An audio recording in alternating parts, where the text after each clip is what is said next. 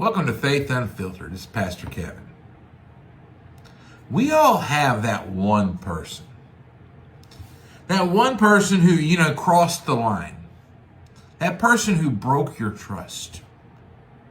That person that left a wound that just will not heal for whatever reason. And when someone says, hey, you need to forgive that person, it feels like an insult, doesn't it? But I want you to look at the parable of the unmerciful servant for a moment. It's found in Matthew 18. See, this servant owes his master 10,000 talents. In today's world, that would be the equivalent to hundreds of millions of dollars. An impossible debt to pay. A life-crushing debt, if you will. But the master forgives the debt, every bit of it. And that's a wonderful thing, right?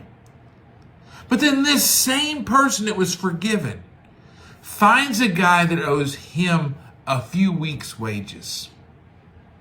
And he chokes him and he demands payment.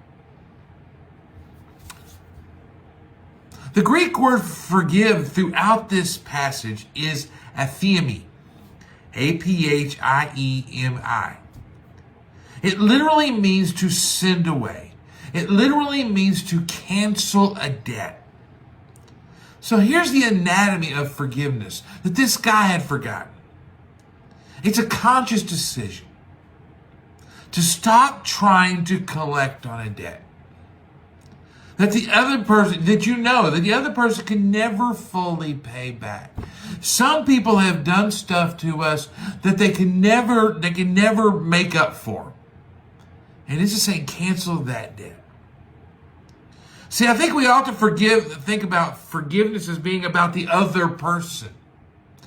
But Hebrews gives a different concept. It's called kafar. It means atonement. It means covering. It reminds us that forgiveness is actually about covering the wound, your wound, so it doesn't rot your soul. See, when you refuse to forgive, when you're holding on to that debt, you're poisoning your own internal ecosystem. You're not hurting that person by holding on to the anger. You're just drinking the poison yourself, and you're waiting for somebody else to get sick.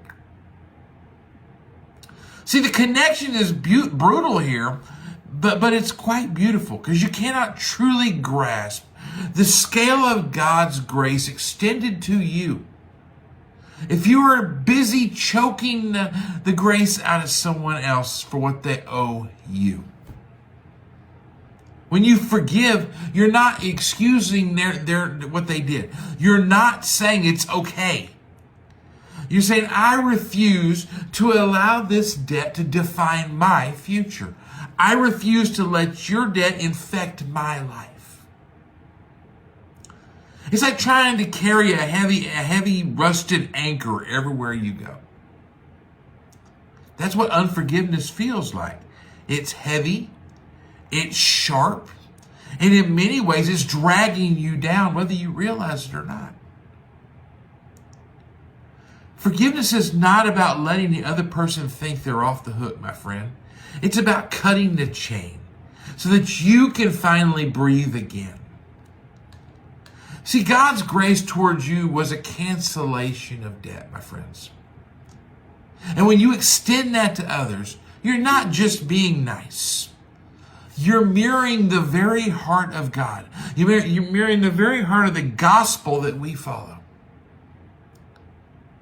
My friends, stop trying to collect the debt that Jesus already paid for on the cross.